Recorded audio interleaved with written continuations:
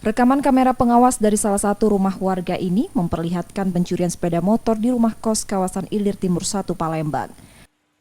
Pencurian terlihat dilakukan satu orang dengan membawa kabur sepeda motor milik penghuni kos yang ditinggal ketika sedang memanaskan mesin. Pencurian memang sering terjadi di kawasan ini.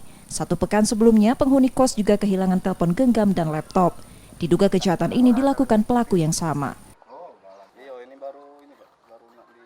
Kan motor kan rame kan, jadi motornya tuh paling bawah, paling ujung. Jadi ngewarilah. Terus mana sih di sini? Terus lama dari itu yo uang berjalan sini dari rekaman CCTV kan uang berjalan. Nah langsung tebis langsung bawa motor, langsung hilang tuh. Motornya diparkir di mana, Pak? Motornya parkir sini, Pak. Nah ini masih ada bekasnya, bekas kesotan ya kan.